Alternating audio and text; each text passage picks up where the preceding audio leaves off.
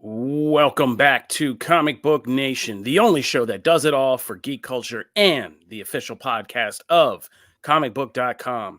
I am your host, Kofi Outlaw, and with me today is my co-host, Matthew Aguilar. And joining us a little bit later will be our third co-host, Janelle Wheeler, but she's got some stuff to take care of today, which leaves us to talk about a bunch of things. This is going to be one of those classic Comic Book Nation episodes where we got to truly do it all for geek culture, and we got to break down a lot of things in different fandoms that are going on. We will be reviewing Beetlejuice 2, which is out in theaters now. We also got first reactions for Joker 2 that we got to talk about. I know Matt's inching to talk about some Green Lanterns talk and what's going on with the DCU and its Green Lantern situation. Plus, we got to talk about some new promos for movies, what's going on Netflix. We got a big comic we got to discuss. Plus, Matt's agenda has a lot of things in it, from tabletop to wrestling. So, yeah, this is a show where we cover all those things. Welcome, everybody, to the live show. And, we got some housekeeping things to talk about. It's been a crazy couple of weeks, as everybody knows. We've been going through a lot of changes over here at comicbook.com. We got tossed out of the shaky boat of Paramount, and we have landed at Savage Media. And it's been a kind of weird couple of weeks. We've seen a lot of transition. We've lost quite a few of our coworkers who have either moved on to new opportunities or just haven't quite made it in the transition to our new ownership, our new plan, and our new era. As some of you know, and are just already in the comments referencing, because we have a lot of crossover fans between us and our, cousin, our Marvel podcast, Phase Zero. Yes, we lost Jamie Girac this week, who is, Phase Zero snagged her, but we really did try in the beginning, for the record. We tried really hard to get Jamie Girac into the show. At the time, it was during the whole COVID era, and she had limited microphone access, as we all did. We just simply couldn't have her scrambling across town, and I believe it was New York or wherever she was living at the time, to get on. But we loved having her on the show whenever she could make it, and we loved being a fan of hers over on Phase Zero and just in general at comicbook.com. Jamie, her personality is everything you see. That's not a performance. That is very much Jamie Girac, and she's always been a wonderful person.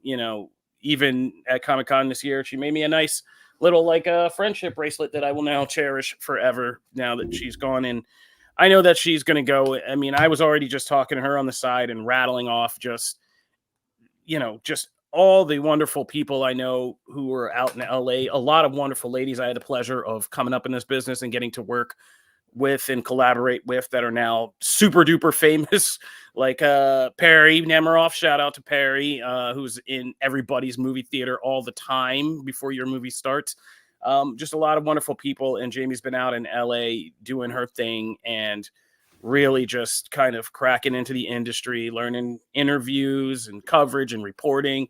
So I know she'll be all right. And it's been a hard time for the Phase Zero gang. I can't speak to all that. Obviously, we're a separate gang, a separate podcast over here, but it has been hard just seeing that, because this has been a year where we have had a great year in this podcast. We've rapidly expanded. Phase Zero was really kind of going through its own heyday of growth, Comic-Con panel. They met Bob Iger. Things were going really, really, really well for them as well. And so this is a very hard turn, but, we haven't lost the people. Brandon Davis is still out there. Jamie Girac is still out there. Aaron Perrine and Jenna are still around. And, I know those guys can do great things if they want to. They can make other podcasts. They can do all kinds of content stuff because we saw how creative and talented they all are. So, yeah, I'm sorry to all the fans who are fans of this whole collective. We really tried to build an entire nation of podcasts, as we always kind of joke with bad puns and dad jokes on this podcast. But it's true. We want Comic Book to offer things to all fandoms. And Phase Zero was a really, really powerful kind of tight fan group over there. So we're sorry that you guys are kind of feeling this. There's nothing anymore. People are asking about a tweet I put up the other day, that started some rumblings. I see you, all the tweeters and deleters. I see you. But that was just about kind of, guys, like this is different for me. Okay. Like this is very much a different experience for me. The truth is, and we're not going to weigh down most of this podcast talking about this stuff, but the truth is I came through the door at Comic Book in very much this situation almost 8 years ago. I left Screen Rant because, there was a sale. I didn't feel like I fit in with the new ownership. I had to part ways with that. I had to part ways with a podcast I was doing that was getting international recognition. We were getting written up in UK Vogue before a lot of you even could spell podcast. It was a hard time. I've talked to everybody on the side. I've told them, just to learn from some mistakes I made about self-care, learning to, put this all in perspective, not to just let it drag down into negativity. I didn't do those things the first time around, and I had a very hard time personally. And so I'm just going through all this and just being glad that experience, certain pains that I had the first time around that are now, like, I'm older and I've been through this and I know how to just keep calm and keep on and just take care of yourself. And, in times like this, how to go back to things I love, my family, fandom, gaming, like all these things that I enjoy, that I do for a living are also my safety nets and comforts in times like these. So, I've been finishing my Ninja, Kazumi in my Hero Academia. I'm playing some Ghost of Tsushima finally. I'm going back and doing these things that I should have been doing, and just enjoying myself. So when I put up a tweet like that, it's just perspective. It's just like, hey, you're going to go through hard times. You're going to go through things that feel like everything's falling apart. But I'm a big believer in that whole, like, you don't know the larger plan. There's an old African proverb with, like, every time, you feel like you're going nowhere, just be aware that there's a wind at your back carrying you along. Like, you don't know where you're going to end up. And sometimes hard times and dark times take you into places that you didn't even know you needed to be. I was so despondent over Screen Rant. I came here. I didn't have the easiest time at Comic Book, but guess what? I landed in Nashville 15 minutes from my parents before I had a bunch of kids. My brother had a bunch of kids. We all resettled out of nowhere from New York and the West Coast. Now I got a whole family era that I've been living here, and, all of that has really worked out. So, like I said, this is all we're going to talk about this. I hope this is the last time we have to do this. It's not all bad. We can't get into every detail of everything, but we actually got some good news this week. Not everything has been doom and gloom. So we've had some good news this week. Had to make certain about faces ourselves, but in a good way. And, we're just happy to be here talking to you guys and still doing this. And we're going to keep doing it. So, because the plan hasn't ever changed. We don't stress this enough, but Matt and I made this podcast to reflect the fact that we have a great staff of people we work with. This is meant to always be a platform and showcase for all those personalities. We were tired of seeing the Jamie Giracs, the Evan Valentines, the Megan Peters, the Logan Moores, all these people we have on staff and all these personalities just behind a desk and never out here getting to talk to you guys. So we're going to keep doing that because we still have a wonderful staff. And, there are some things, changes are tough, but there are things in this new era to be excited about. Like, there are certain things that are coming down the pike that are exciting. And boy, for you longtime fans, I'm talking to everybody who's been with me since like the Screen Rant Underground days. There are going to be some wild things that you guys see happen in the next few weeks that are going to blow your mind. So just stay tuned. Okay. Stay tuned and just hang in there. All right. And no, the shirts were a Jim lie and not the only one. Yeah, but Meteor got one. Yeah. I mean, if you got one, that was like the little kind of sizzle that Jim had to sell that lie on. But yeah, we do not honor anything Jim Viscardi ever said on this podcast any longer. So that's one of those old era things. There are no Jim promises here anymore. So That's right. Sorry. We did read your review. Man, we need to do that. We need to do that again. We need to read some reviews. We haven't done that in a while. We'll figure out some. We don't have shirts. Well, we should do something. Yeah. We'll figure out something. I'll give like from my personal stash of cool stuff. Like I'll find stuff and we'll send it because that was fun. I remember doing that. It was such a much needed upbeat portion of the day. I mean, we didn't read the negative ones. Reviews? Yeah. Oh no, we've only gotten better in reviews. Yeah, we should do that. We should do it. We're gonna go back. You know what, guys? It's a new era. We're gonna take it back to some season 1 things. Jim's in the comment. He's offended. Jim, we're not honoring you don't go to this school anymore, Jim. We're not honoring your promises. As Bianca Belair would say, you don't go here.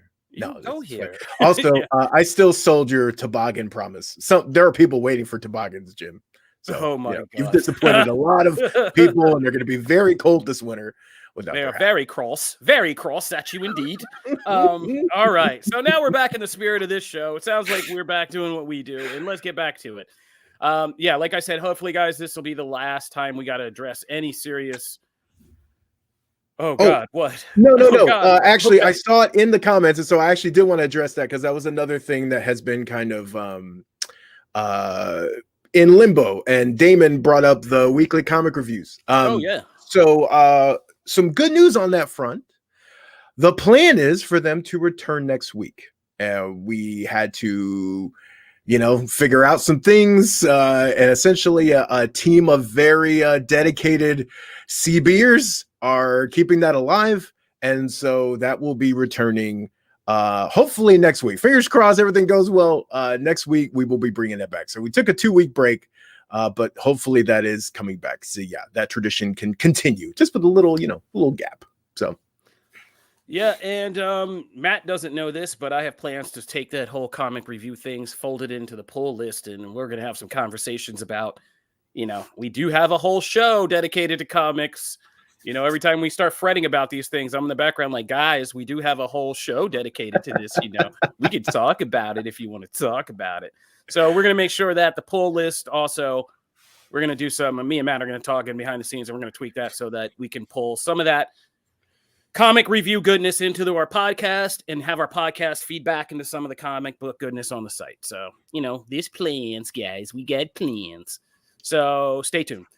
All right, let's get into the show. Starting right up top with our review of the day, which I forgot to put a trailer into, but, you guys know what it is. It's Beetlejuice 2. So my review for Beetlejuice 2 just went live on comicbook.com. I gave it 3 out of 5 stars. Oh. If you've been listening you guys know I'm a hardcore Beetlejuice fan like Janelle Wheeler. We are both big Beetlejuice fans. She is going to see it tonight. So I'm sure she'll have thoughts for you guys in the coming weeks as we kind of unpack all this.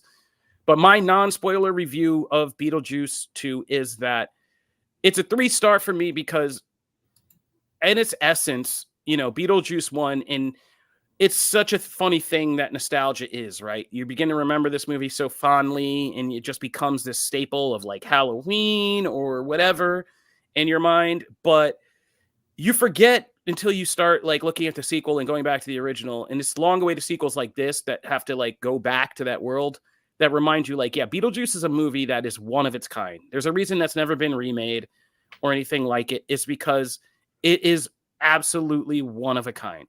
It's so weird. It's so demented. And it's so borderline inappropriate most of the time in most every way that it's a miracle that, it's a cocaine 80s movie all the way. There was somebody in a face full of Scarface powder who was like, that sounds great. Oh, this demon dude tries to marry a teenager. Great. Happy couple, dead. Great. This vision of the afterlife where your death is the defining quality of who you are in the afterlife. You know what I mean? Like none of that soul. Let's just toss out every religion thing about your soul and blah, blah, blah. No, you die and you go to the afterlife in the stupid way you died, right? Whether you saw it in half or like whatever. Like all of these things would get canceled on TikTok before they ever got out the door to a film script. You know what I mean? So Beetlejuice 1 is such a weird animal that getting back into it is almost kind of jarring because our sensibilities have been changed so much that when Michael Keaton starts jumping on the screen and starts saying weird, crazy things, making sex jokes and doing all this other stuff, that like he makes a really dirty sex joke. Like, and it's one of those like double entendre things, and you're like, wait, what? Ah, like it's just it's almost jarring, but it's the best part because it reminds you that Tim Burton is a one-of-a-kind filmmaker in all his kind of demented, fun ways. I think where I'm very interested to see the split on people who don't really watch the original, because I stayed outside the theater after our screening and I listened to people, and people who have never really seen or liked the original Beetlejuice or really connected with it were far more kind of into this movie than the longtime fans, because it offers you that vision. Again, if you haven't seen that vision of the afterlife, this kind of weird, demented, silly world that Tim Burton is making with all these weird flavors and tones. This was their introduction to that, and they liked it. And yeah, they're into it. Yeah. Longtime fans are having harder trouble with it because it's not as simple anymore. Like, there's a lot, and I write about this kind of focuses my review, is I called it Life is Too Heavy for Deathly Fun. Like, Tim Burton's older now, right? Everybody in this cast is older. Everybody's been through life experiences, and not all those things are like fun or funny. And it's hard to get to older age and still be like into some 1980s gothic Gen X romance about death and the beauty of death and all of that, right? So there's a lot of the mess of emotional, mental mess that's on the screen in this.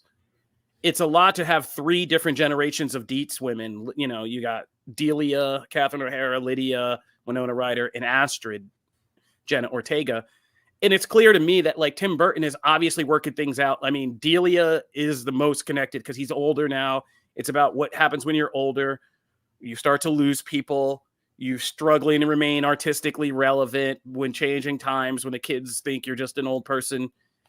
Lydia's clearly like, you know, gothic old Tim Burton, now a parent, now older, kind of the angst of all that. Who am I? What am I going through? Am I an adult? How do I form adult relationships? Like all that stuff. And weirdly enough, the thing for me that kind of dropped the most is Jenna Ortega's Astrid is so kind of a muted character in this. She's almost like a plot device. And it just feels like Tim Burton doesn't really have a connection to the youth of today. Like, she probably gave him all the notes on like what kids are doing and all that, because this movie doesn't really feel like it knows anything to do with her or form a character out of her like we got with like Lydia in the first film, who was obviously this gothic oddball. So there's too much going on in this movie. That is all to say. Too many plot lines, too many characters. Justin Theroux and Monica Bellucci being these romantic interests for Beetlejuice and Lydia are just completely things you could have taken out of this movie and really affected very little. But in that kind of overwrought mess are still so many fun things. Whenever Keaton's on the screen, like, we are cooking. We are so back. Those scenes with Beetlejuice, and they are about 20 minutes or less, just like the original film. But every scene he's in, every sequence he kind of runs, it's scary how good Michael Keaton is just slipping back into that character and not at all being Michael Keaton or Michael Keaton playing Beetlejuice. It just is Beetlejuice again. And that's the funniest thing about how time has changed, but Beetlejuice is still basically the same. Like, he hasn't changed at all. And that's hilarious. And yeah, there's just some standout things in this movie. Willem Dafoe does not get enough credit. Willem Dafoe was so funny, and it's a weird aside. He kind of is this little side scene character that we keep visiting, but he's hilarious in it, and he steals every scene he's in. And of course, Bob, the shrunken head guy, Bob, becomes a major scene stealer that I know Matt's going to love. I can already see Matt lighting up at that. But yeah, Bob is like this is the summer of like weird little side characters from original movies becoming bigger things. I mean, Bob and Reggie from Bad Boys are arguably 2 MVPs of this whole kind of cinematic year. So it was good. And when the highs are high and there aren't really lows, it's just kind of like there are some serious parts that are going to come off to you as boring because it's dealing with serious life stuff, serious drama. And we're not here for that. Let's get back into the afterlife and see Danny DeVito pop up as a crazy janitor. You know, that's what we want to see. So after all this wait, I think the weirdest thing is it's okay. You know, it's not the grand milestone and it's not a grand failure.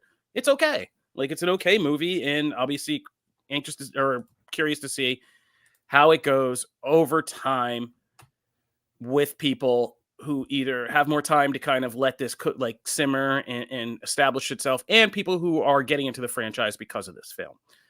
But overall, it's okay. It's pretty okay. So, there you go. All right, I think we got a special guest. Let's get her in here. Hey! I'm here.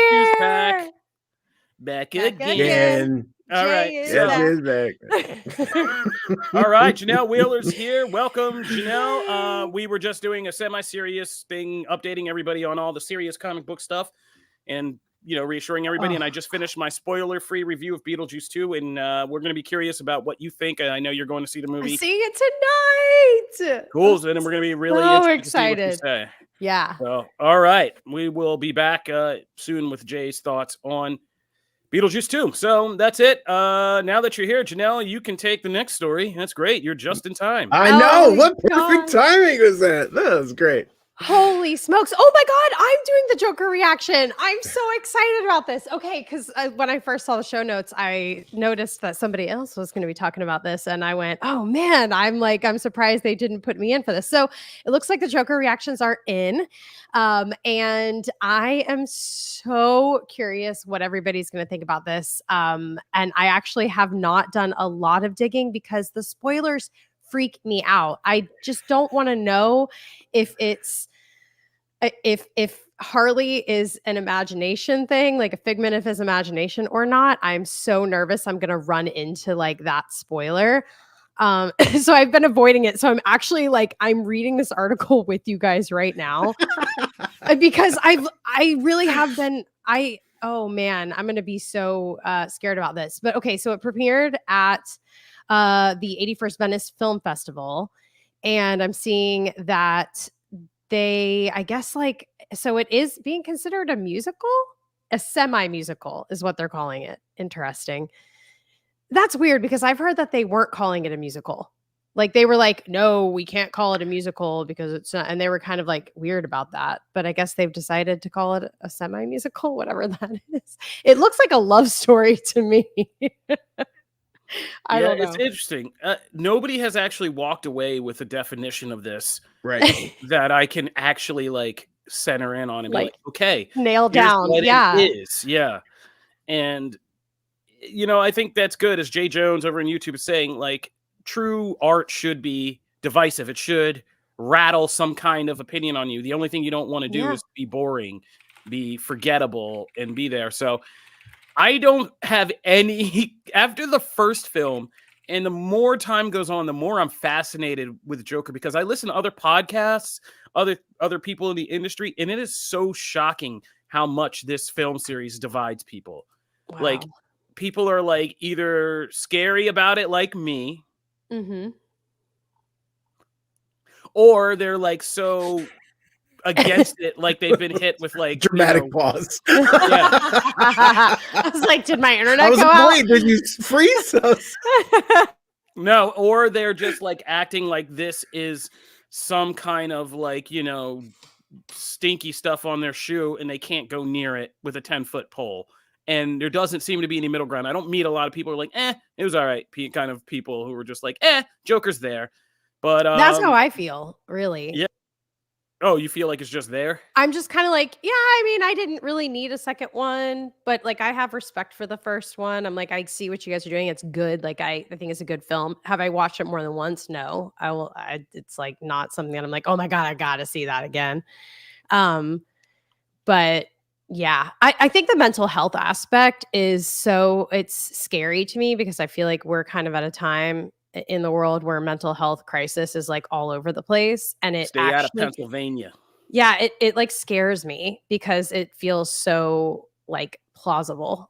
It could, this could happen, and it's not it's not a fun, magical superhero film anymore. And it's not a comic book anymore. It feels people this kind of exists already in our world. So that's kind of what freaks me out. What I'm curious about is it very similar to the first film, or is it quite a departure? That's because it seems like it would be a big departure with the music aspect. But when I'm looking at the trailer and things, it seems very much this it flows well. It seems like the two go hand in hand really well together.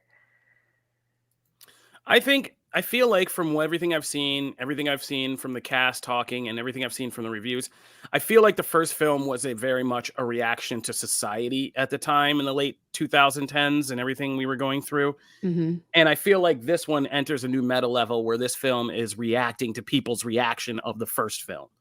So I feel like this movie is kind of weirdly answering back to people in the whole dialogue about the first film, but is also going to, like Joker, tap dance in our face with it quite literally as, the chaos, the murder, the burning, the mental health of it all continues to kind of mushroom out.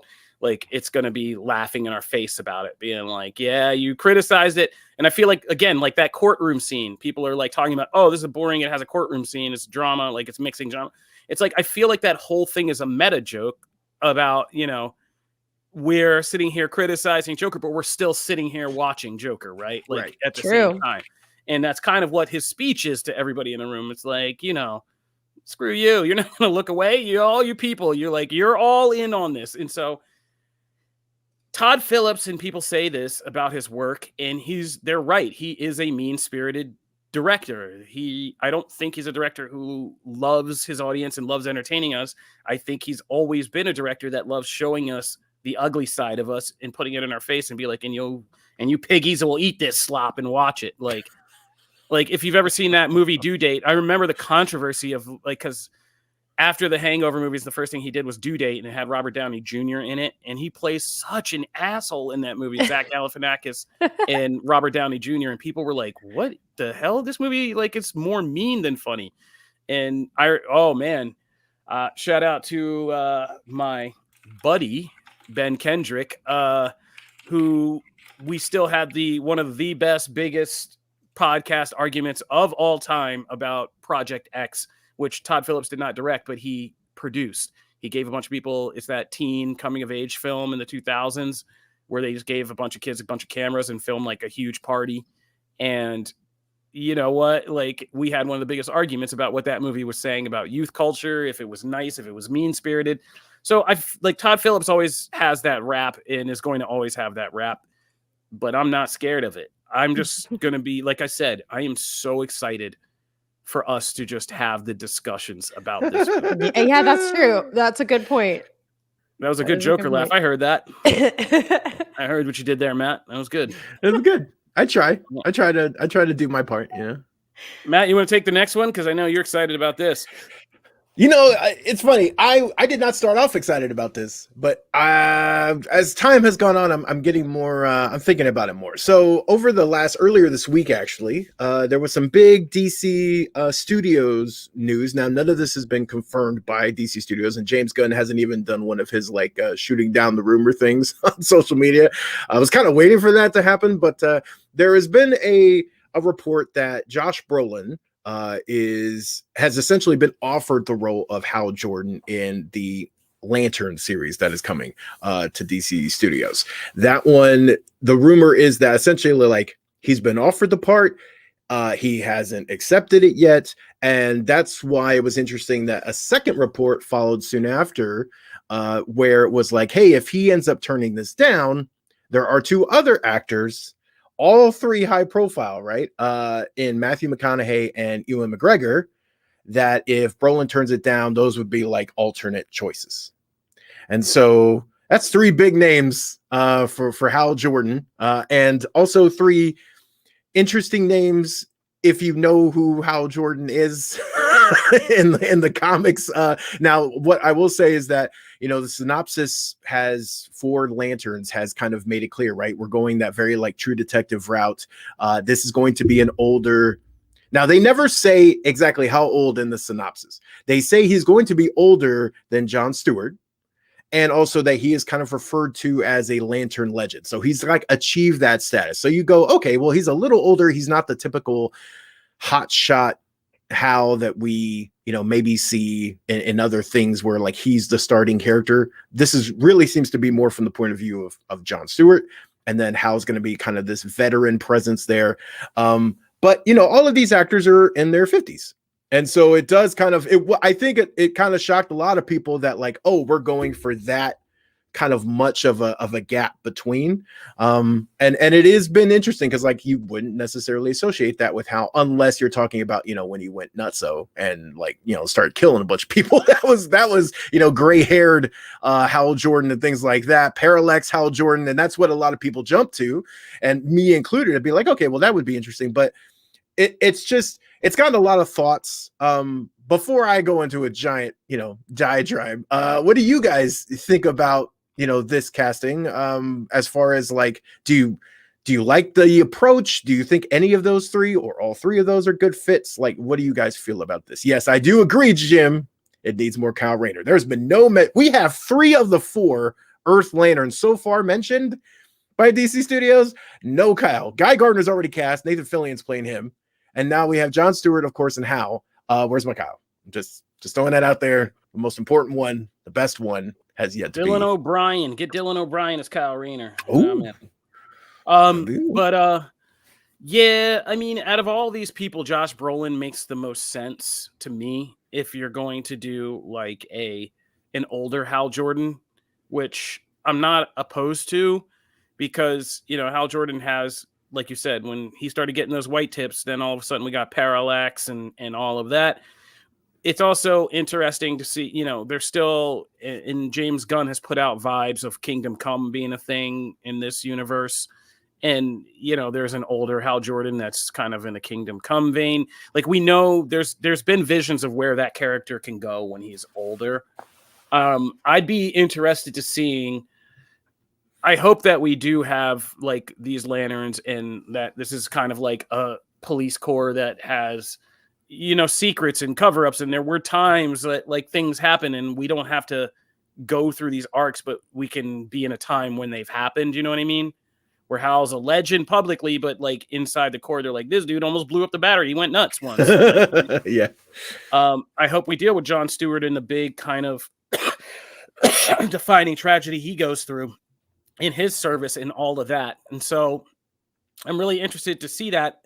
I'd also love to see, you know, because we do always do this kind of very clean, pretty boy version of lanterns, but these are dudes who are spending years traveling through deep space, constantly fighting conflicts, settling things, and examining that as veteran police officers is an interesting take that I would like to see, like rookie cops versus the longtime veterans and what they're like.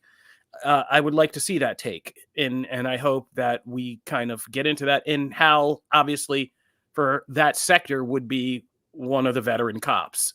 And so I think that would be an interesting dynamic to see. And if he's already been through some things, it also continues to raise question about the DCU in general, about where we're aiming for this, because, you know, we keep getting youngish type vibes from something like Superman, who may be like middle-aged or something, but we're going to be with Batman, who after Batman's already in his daddy era and conceivably has a bunch of Robins under his belt and the Bat family's there. So, you know, these heroes have been through some stuff and we're kind of jumping into this universe fully formed.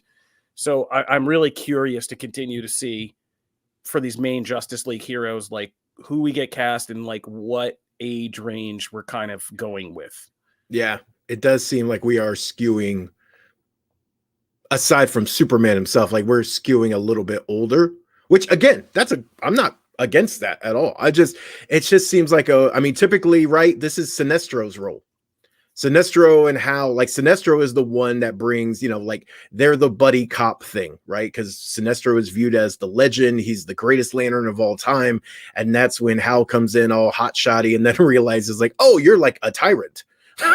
You're like holding down your own place over here and like you're a dictator, and that's how that all falls apart. So like the fact that we've now put Hal in that place is interesting. I hope we also don't lose some of that, but again, this is not doubt in James Gunn. I know he's got all these pieces accounted for.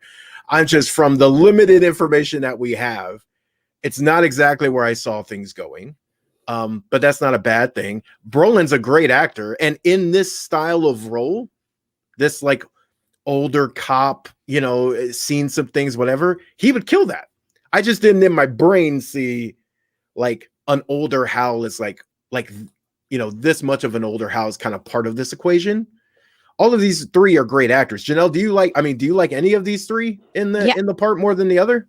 I mean, I like Brolin, I think, just for exactly what you said. Like if that is kind of the direction they're going with this version, then I do love him. I mean, I think he'll be fantastic. I kind of do like an older hero set. I like that we're kind of doing something less expected with the DC, franchise and everything that's going on, because we've had I don't know, we've had so many like young guns in the MCU that I don't know. I trust James Gunn right now and his vision of making it all fit together somehow.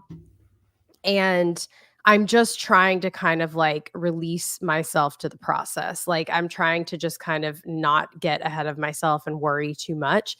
And so when I do hear any news, DC, in this new James Gunn era, I actually get really excited about it. And I tend to not really get jaded feeling, because I'm tired of feeling that way about my DC projects. So I'm choosing to be happy about this. Like I'm choosing to see the bright side and trust the process. That's kind of where I'm at. Yeah, agreed.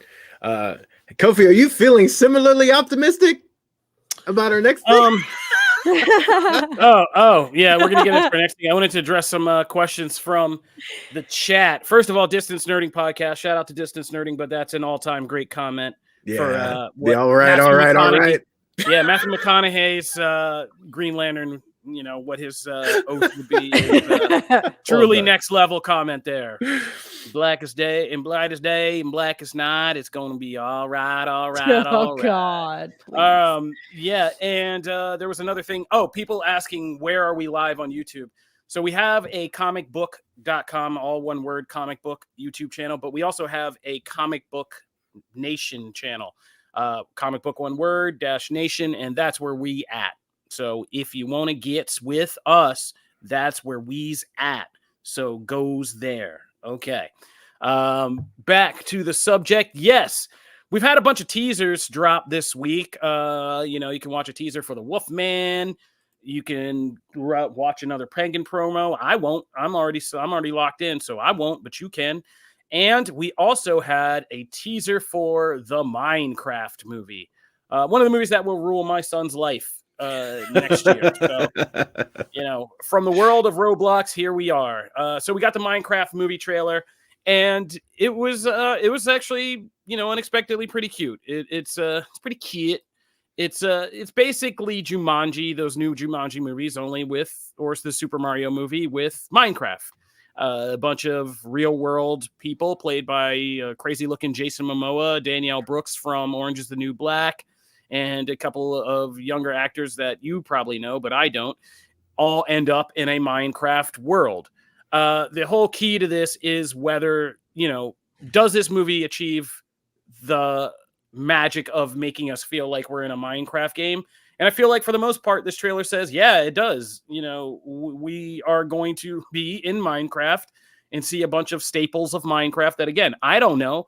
But, my kid knows back and forth, and this looks like it does it. And the cast, I have faith in the cast. Momoa looks like he's going to be chewing scenery. Yeah. Like after Fast X, this is the Jason Momoa I want. I don't want any serious roles. I don't need any Aquaman, although in Aquaman, when he starts getting crazy is the best part, when he's going nuts and just being silly in Aquaman, talking about drinking his own pee and stuff. But yeah, after Fast X and Dante, I want to see Jason Momoa always just be flamboyantly nuts and go crazy in movies because it's funny. I mean, Jack Black anchoring this is a great sign that Jack Black is going to be Steve. And Danielle Brooks is a really great actress from Orange is the New Black, The Color Purple, and I think she'll help ground some of this. But the effects and the design and all of that, it looks like Minecraft.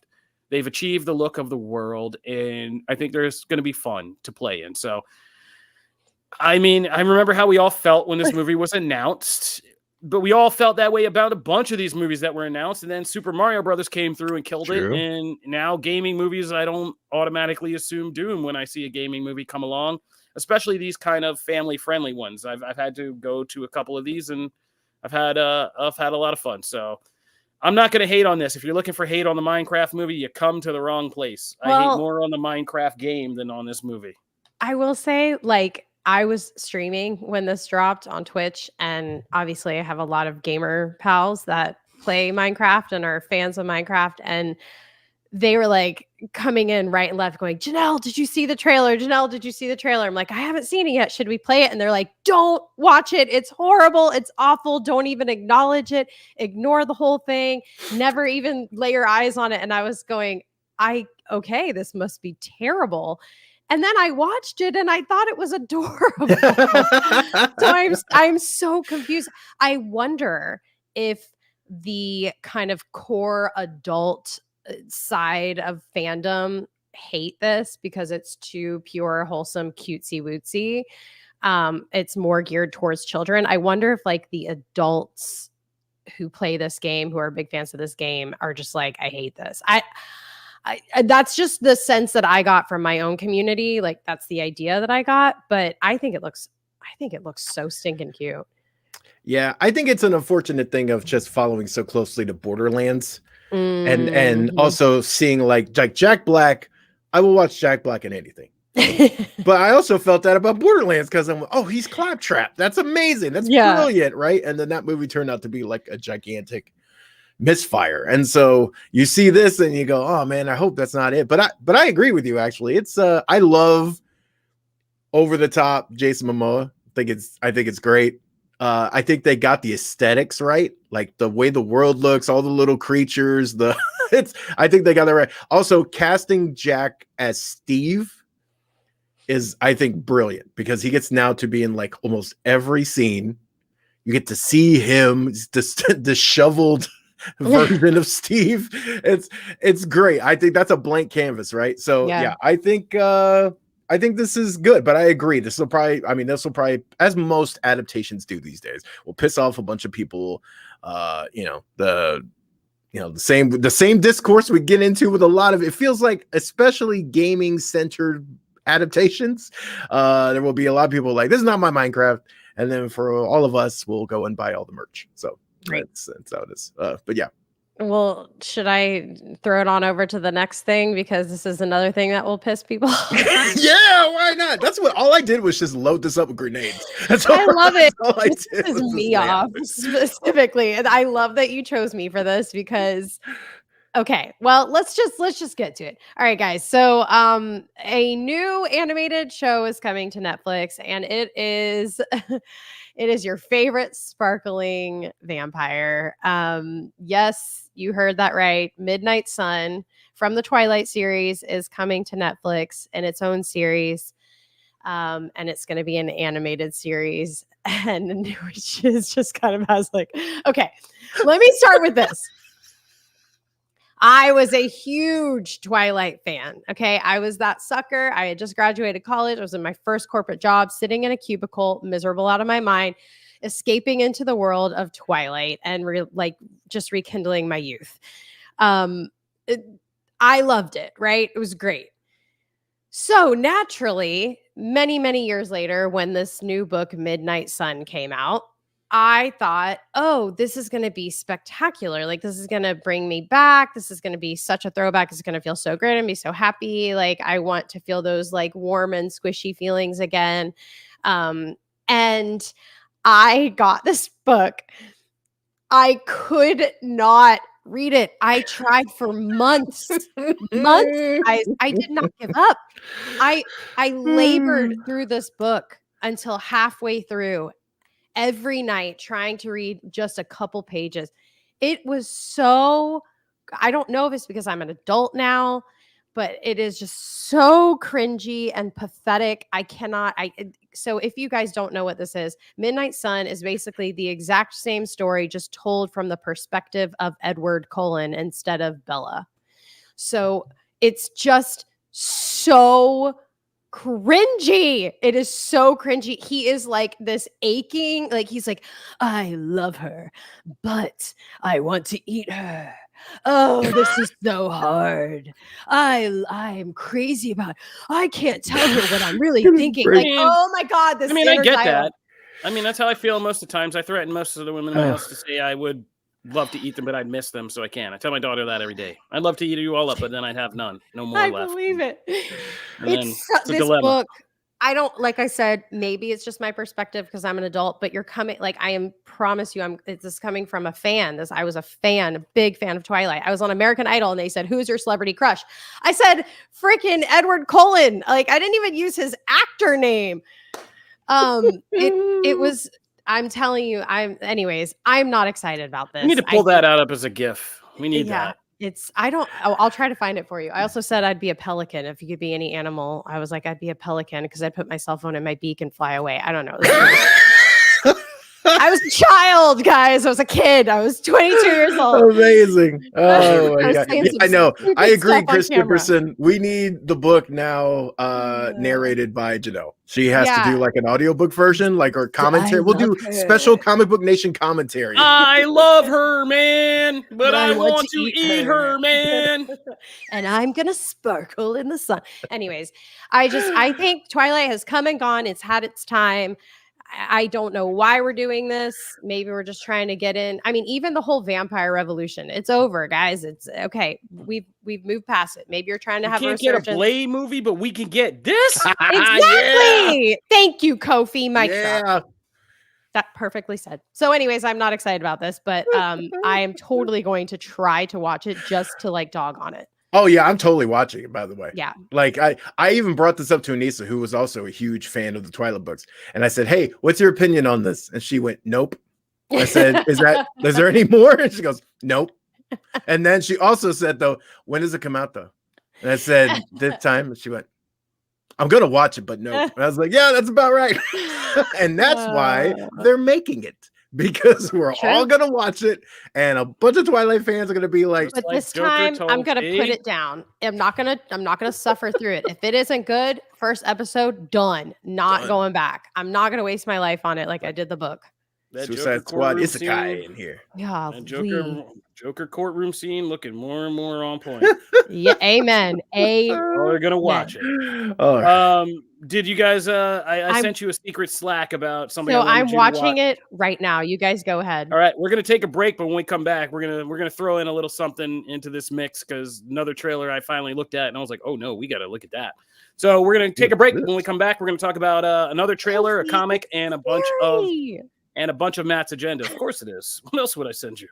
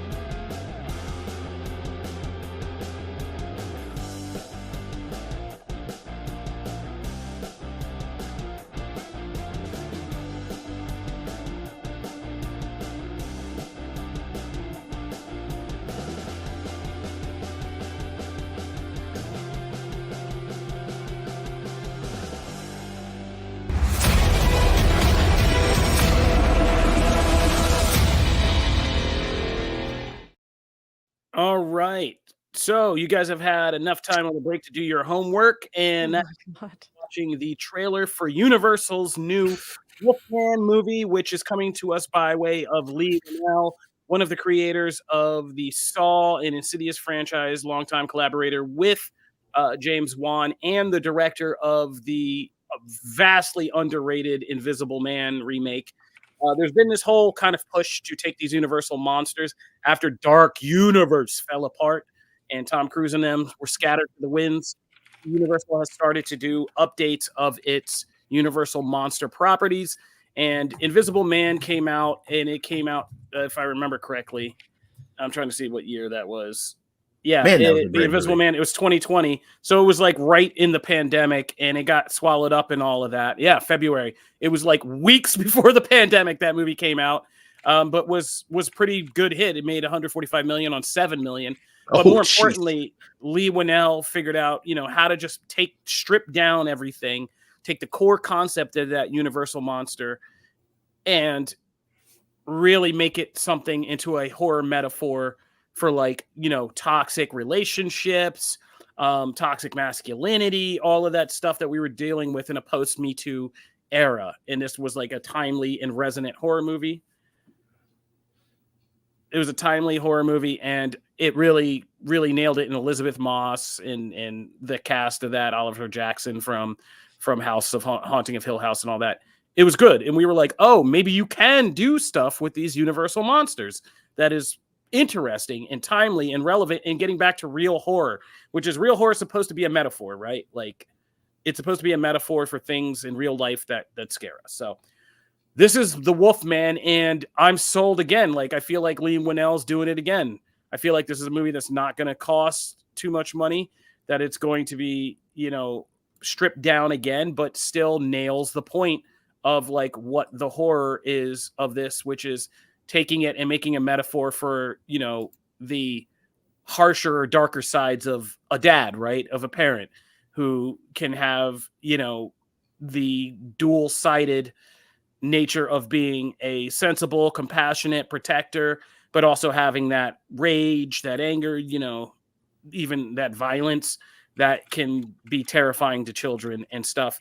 And I can tell you, brother, this speaks to me because this is a hard balance. I've been joking all the time about, somehow in raising a son and making him get the right things to do in life as a man. It's like, I've had to go back and do work on myself somehow. Like, even just finding that balance between, the dad that supports him and the dad that's an authority figure or scary to him, scary dad is, it's a big deal.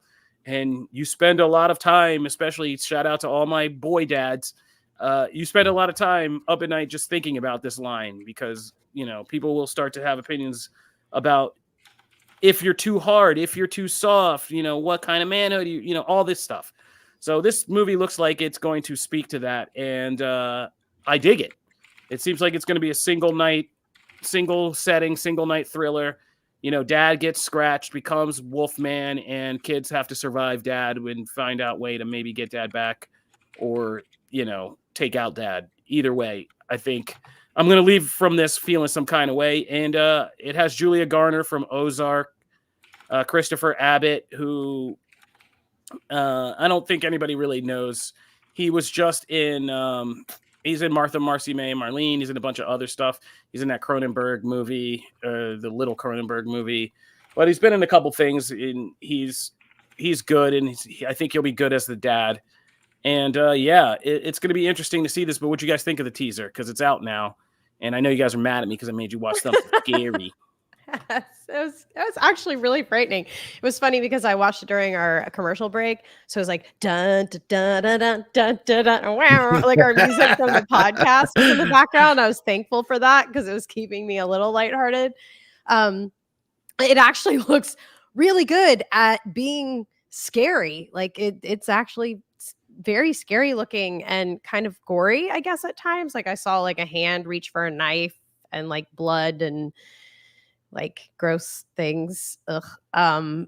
Not my favorite type of film, but I could see why people would be excited about this.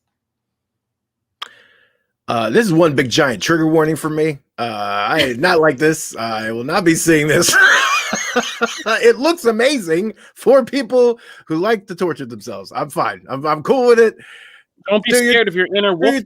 Nah, bro. The first time I heard Daddy, I went, no, screw this. God. I hate him. I cannot believe he made me watch this trash. I did watch, what is it, Quiet Place? I watched a Quiet Place, the day one. Yeah. Kofi, and I thought of you. I watched it yesterday and I had nightmares all night. And that's like very not this. So yeah, this looks how super intense. Yeah. Like, This it's was going to way be more intense than that. Again, it's no going shade to on be. the quality. I am not shading anything. I loved Invisible Man. Invisible Man was fantastic. So like, again, like I love the being inventive with the franchise and the characters. All power to you. I will be skipping this one because I can't handle this. I can't handle that trailer. That is like sending me all into my emotion. I saw him grab the knife. I missed that the first time when he grabs the knife. Oh yeah, no, bro. Can't do that. Sorry. That's what I was talking about. Yeah, yes. I saw it. I was like, because I was wondering, what is she talking about? And then I went, ooh, that made my hand hurt. Oh yeah. All right. So I instantly regret that. Let's move on. Matt, we have a comic to talk about. Yes, and we get actual comic talk with all three of us because all three of us have read this issue. So we actually we mentioned this on the pull list because we were like, nah, we gotta wait because we were running out of time. We were like, we got to give this issue its due. We've been talking about this for a while now. I know it's just 12 issues, but it feels like we've been talking about this book for so much longer. And that is the Penguin, Tom King's Penguin series. Even before now, I know HBO Penguin is kind of taking all the attention and deservedly so. But I feel like the Penguin Renaissance really started with this series, and like they've been doing so amazing things in this book. And so finally, the end is here, and we've touched upon this during previous issues of like it's been a long time since we've actually checked in to where this book began. And the book set the stage for everything of like, hey, Batman and Oswald are like sitting in the Batplane, sitting in the Batboat, and it's in the water and it's sinking and they're about to die. And all of that is established in the first issue. And then we maybe check back in on that twice. I think maybe two times during the rest of the 12 issues. And then it's like, are we ever going to get back to that? And voila, this whole issue is like setting the stage of, okay, now you find out what happened, what led to that moment. And now we're back in the present. And so this one is like, I mean, obviously they have to do a lot in this issue. There's a lot of tying up of loose ends, resolving, some of the kind of drama between the different players in the space. But the core of it, a big chunk of this issue is just kind of a big action-packed thrill ride. You're watching Batman just mow through a bunch of thugs that are after Penguin, and it's got these big falls, and Batman's kind of narrating it. So it's just there's a lot going on here, but this one in particular is kind of just a big thrill ride for about half of it, and then the second half is really just about tying up all the loose ends. Kofi, I'm very intrigued because, I mean, we've been back and forth on this a lot. We've both loved the series, but we both had questions of, can you land the plane with just one issue left to do all this? What do you think? Do you think they did it? Yeah, I think it was pretty miraculous. I'm sorry, I'm watching the new Penguin trailer teaser for the Max series. Yeah. But no, I was like, well, Tom King, you did it. You pulled it off, and they pulled it off pretty confidently. It feels like there was always a plan for this. It doesn't feel like rushed. You feel like everything kind of comes together in a weird sort of way. Even things like with what's his name, Black Spider or whatever his name is, like, and all bringing that all back around, and the help and everything we kind of went through, Lisa, like his wife, like all of it comes back around. And the trick was showing that Penguin is a kind of mastermind chess player, right? That was the whole thing of whether you could pull this off. And they do pull it off. And I like that it's back to the kind of format of the first issue, which was the first issue didn't take us inside of Oswald very much at all. It was everybody else around him. That whole issue was everybody else's inner monologue about him. And I liked that we also came back around to that storytelling device, that it's all narrations by people who are around Penguin, reflecting on who he is, and ultimately having him kind of come into view and being seen as who he truly is in this. And they do a good job of doing that from a lot of angles: who he is as a dad, who he is as a husband, why his wife is repulsed by him, but then also attracted to him, who he is as a gang leader and kind of a criminal mastermind, and who he is to Batman, And we even get like the punchline of the whack, walk, walk, walk, which is that's good. Which has become that stupid thing from the Penguin, which has become, this whole new other thing that reflects his duplicitness and the false faces. So yeah, they hit all the points and they landed the plane, and it's pretty miraculous that we did that. Yeah, and this is going to be a killer trade. Janelle, what did you think? Because I know you've read past issues, but like been a minute since you checked back in. So, coming back to this, and especially this issue and everything that's kind of happening in the present, what did you think of this? And do you kind of want to go back and read the rest, or was that enough for you? Oh yeah, like they definitely sold me, because I don't know like the context of why Batman's saving him, or like why so many people are after him. Like I don't know all of that, but just the relationship between the two of them in this specific book is so intriguing and enlightening for me, because I really don't know much about Penguin in the comics. I know Penguin obviously from like our old school like Batman TV show when I was a little kid. Burgess Meredith. Yeah, like all of that stuff. Burgess Meredith is a legend though. Yeah. So yeah, I feel like this is not just something that I'm interested in reading, but I think it's kind of almost required reading for me to go back and really like understand the story a little bit more, because I need to understand Penguin more, and it will only help me kind of understand the new HBO Max series that's coming out. So, yeah, I do feel like I only know one type of, I know one Penguin, and it's like from the Batman movies throwback in the 90s. Like that's my Penguin. So I do find this very intriguing, and I think they did a beautiful job of like showing. He did a beautiful job of like seeing the two of them bouncing off of each other, and yeah, it feels like the plot thickens. That's how it feels for me. Yeah, Penguins. What's funny is like obviously they take place in completely different worlds, right? The Batman's kind of developed its own Penguin, and Colin Farrell's done such a good job.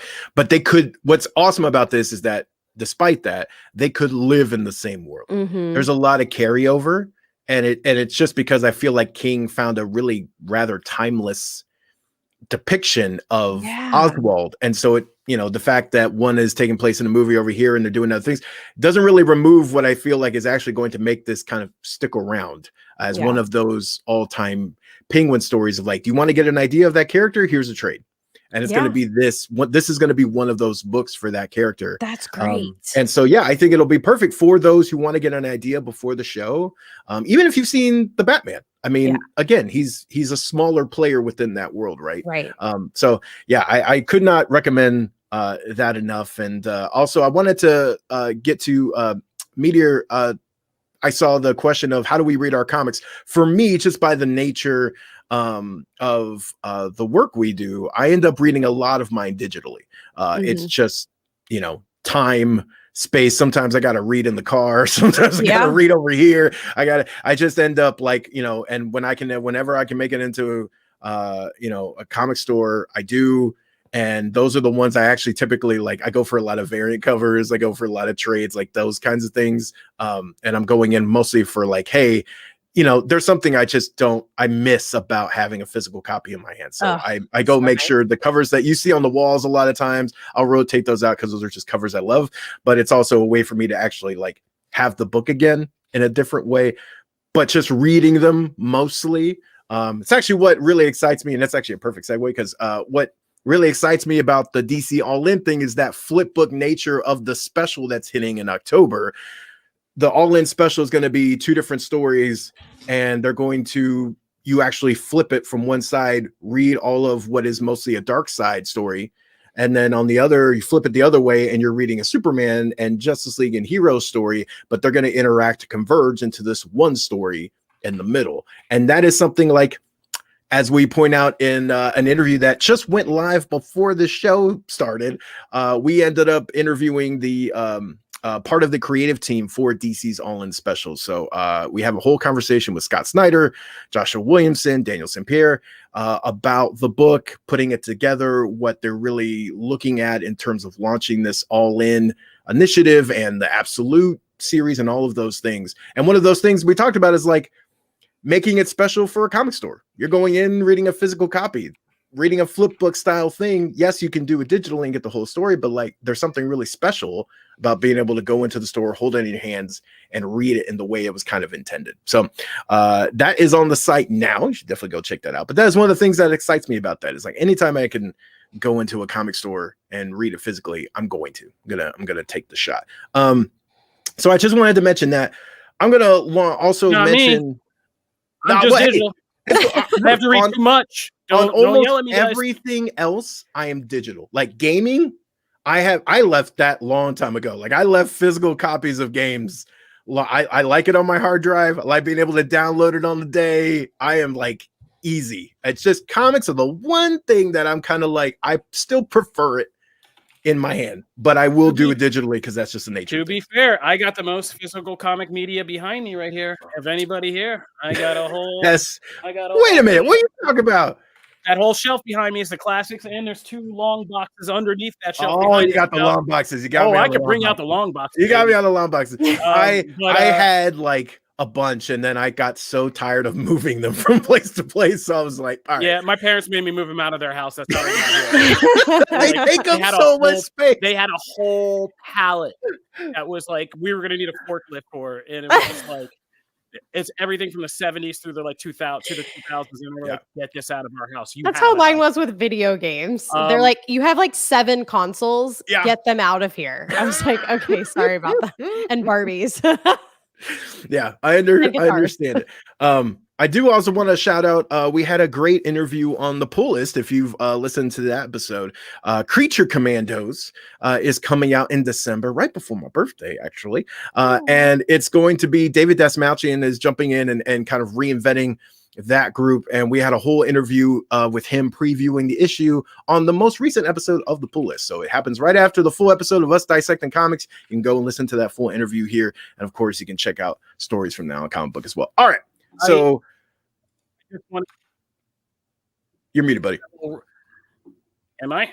Oh, there you go. I can hear you now. Oh, okay. Oh, I just wanted to shout out to people kind of talking about Rebel Ridge and that new movie on Netflix. And I have been watching it. I'm actually almost done. I only got like the last 20 minutes, but it's people who've been kind of talking about this movie being surprising, cops revenge story about a man wronged by the police. It's actually a lot more intricate than that, which was surprising. People, I think it was All in the Game up on YouTube. Yes, shout out to All in the Game, one of our regular listeners.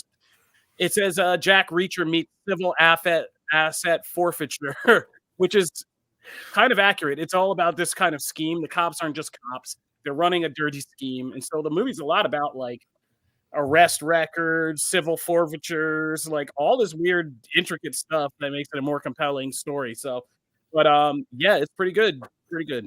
So, and at the end, these guys are going to take it because I'm actually doing 2 things at once right now. But these guys are going to take it into Matt's agenda. But at the end, we do have to talk some shop and some format about the show and some changes coming. So we're going to do all that. So just ping me when we get there, Matt. I was like, do you want to do that now? We can do that now. Yeah, we can. Yeah. We've gotten to this point. Basically, guys, we are going to be moving the live show to an earlier time slot on Fridays. I think we are going for 9 a.m. Eastern Standard Time because help our girl Jay. She is now mommying and she has a little one.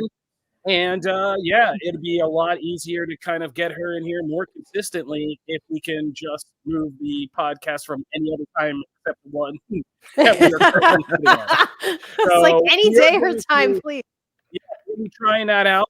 We're going to be trying to move to 9 a.m. Eastern Standard Time on Fridays for the live show. Obviously, a lot of this is contingent because, we need you guys. The whole point of the live show is you. Yeah. And working with you guys, or interacting with you guys and being able to talk to you guys. So we want to hope that all of our hardcore fans make the jump with us, 9 a.m., wake up bright and early. If you can't, just go back and watch it throughout the day if you have to wait till later. But we want to see everybody who is one of our regulars and has been with us for these 6 years. We hope you can make it because, again, we're trying to help. Me and Matt have been there, so we know. get in and childcare is no joke, man. Like people just don't want to help me out. Who are you telling, man? Like I got that has a plucky, fully grown little one. Shout out to Ember, and it is. I get why you need to be near your family, you know, like for things like this. It's like 1 hour. Can I just have like literally 1 hour of help, please, someone? No, you cannot. No. For shame. I already asked Brandon Davis. He was like, no, I can't watch your kid. I was like, come on, man. Like, just come on over and teach him some comic book stuff. I am just getting back to a life of being able to close my bathroom door. And even now I told my wife, I feel like I'm in Fallujah on like I'm doing a tour in Fallujah because I feel like I can't. I feel like every time I close the door and just try to relax in the bathroom, some crazy stuff happens. There's screaming outside and I'm running back, nearly tripped over my own pants and busted my head open. Like, having a family's not glamorous. It's not. But yeah.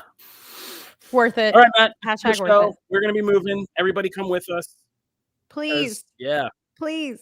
Do it for me. You know, you saw what happened with, on the live show. Me and Matt were... Yeah, it went off the rails. Yeah. So it went off the rails. Matt, this is your show. Take us home, buddy. All right. Awesome. Well, number one, I'm gonna, because I have to kind of shake the Wolfman thoughts from my memory. Here this is the perfect time to get into some tabletop and a game that just makes me very cheerful, and that is from the op. It is Gnome Hollow.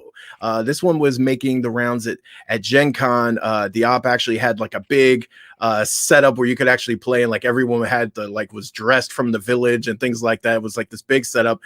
Gnome Hollow is a game that, number one, you had me at gnomes, and if anyone's seen my background, Christmas gnomes, it's all over this office, all over the place. So you had me there, but what it actually is you're actually trying to essentially complete your gnome village, and you do so by kind of completing the rings that you're seeing on the board. You're trying to kind of create your own little spaces within this world, and everybody up to 4 players has their own little pair of gnomes that they are also trying to do the same thing. So you're flipping those tiles, you're getting those little resources that you find along the way. They're all mushrooms. By the way, this game is gorgeous. It's like really like vibrant and colorful. All of the components like that are come in the base game. So like all of those are like little wooden meeples. Those tiles are magnetic. So like the things actually magnetize to it. You're not losing a bunch of stuff. Everything fit. Like it's a beautiful kind of game and experience. So cute. Yeah. And the core gameplay is great because it's strategic. The tiles you draw, you're drawing 2 tiles every turn, and you don't know which ones you're going to get. So you're kind of having to match certain little paths that you see there, by what's available. Also, there's ways to get extra tiles. There's ways to cash in your mushrooms and earn points, because at the end of the day, after a certain number of rounds, it'll become like who has the most points and who has the most treasure. And that's why those little things right there are the treasure pieces that you assemble, and whoever has the most points in those wins the game, right? So that's the ultimate goal. But you're assembling all these tiles, and it keeps growing and growing and growing. So the little village keeps growing. You can do essentially like 3 things per turn. So it keeps everything short and quickly moving. So you're never just sitting there for like an hour. And you can get a game in about an hour and 15 minutes. So I just think this was so fun. Everything I was kind of hoping for and expecting from the premise and the game. The game moves quick. It's actually pretty easy to learn, even though for the first couple turns I was doing things wrong. We were able to figure that out midway through. And then another time I've played with 2 and 3 players, and it's actually really fun both ways. But this is one of those games you can actually play with 2 players as well. And if you have kids, right, you can actually kind of shift some rules to adjust for a younger age so they can play with you. Then as they kind of grow up or learn some of the things, you can kind of make it a little bit more challenging for them. This is probably like at least kind of a 10 and up thing. But my daughter's 4.5 and she was playing with me. I just had to adjust some rules. You just gotta make sure you adjust some things for kids, right?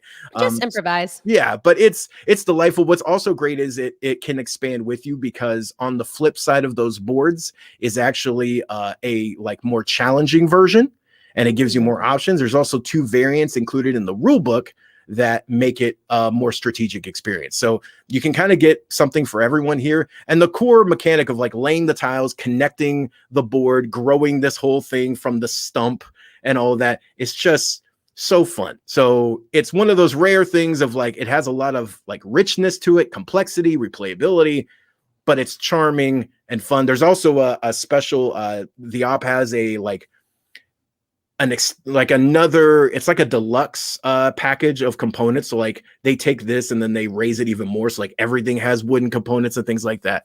Really cute. Could not recommend more. So that is my review of Gnome Hollow. It is out now.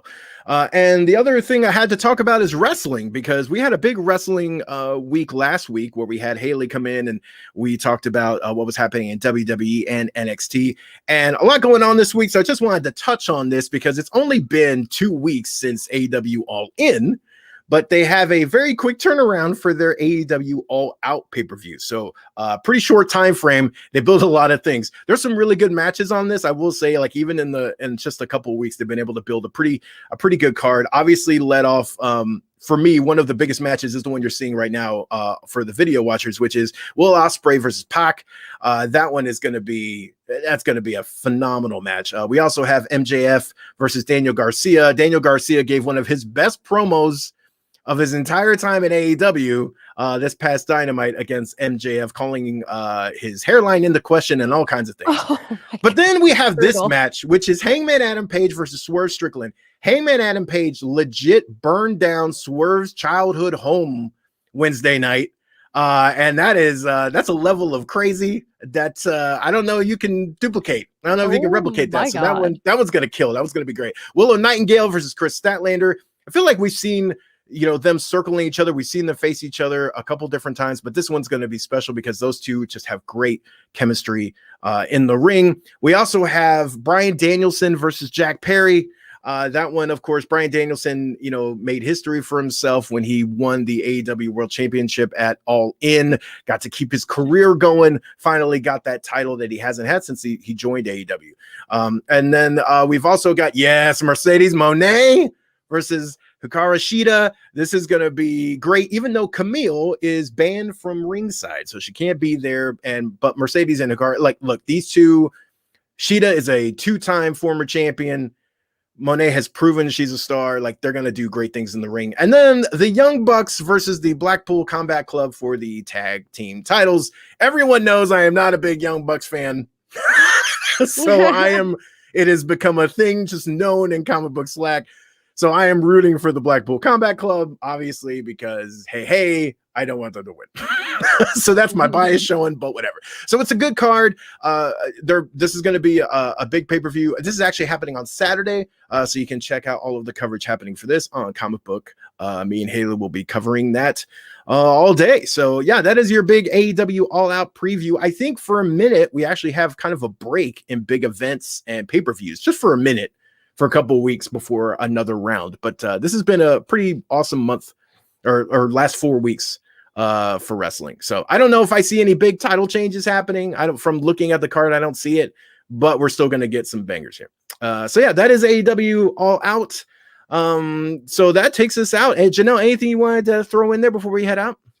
Oh gosh. I mean, I'm a huge F1 fan. So if anybody's watching F1 and you want to chat about it, hit me up. That's always my weekend, go-to thing. And then also, of course, football is this weekend. So I hope everybody's having a great time celebrating the start of the NFL football season, and of course college football as well. But my team isn't doing too great, so I'm just going to kind of go like this for college.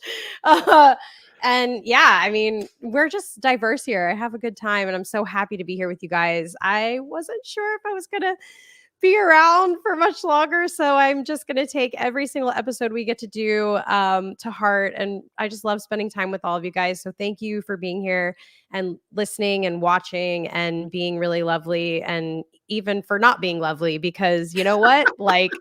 More content, hashtag keep the trolling coming, because it's still a view. So thanks for being here with me and us, because I just love you guys and I love being a part of Comic Book. So yeah, very much. It's just you make the show special. Yay. And it's awesome to have you back.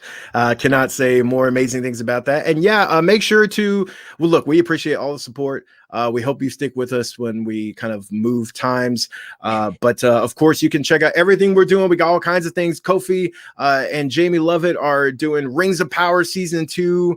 I'm totally going to reactions jump on that. And breakout videos. You can catch that on the Comic Book Nation YouTube now, where they're breaking down the latest episodes. We've also got Anime Initiative happening on Tuesdays, both on audio platforms and on the video side as well. And then, of course, for Thursdays, we have Quick Save, your gaming focused segment. We also have on Wednesdays, yours truly's Pull List, where we talk all things comics. And then, of course, Friday, the main show, Phase Zero on Wednesdays, covering all things Marvel. And then A Wild Pokemon Has Appeared. It covers everything Pokemon on Monday. So we're trying to keep it all covered here. We got you covered. We'll be back next week with even more geekery. But until then, peace. Have a good one, guys.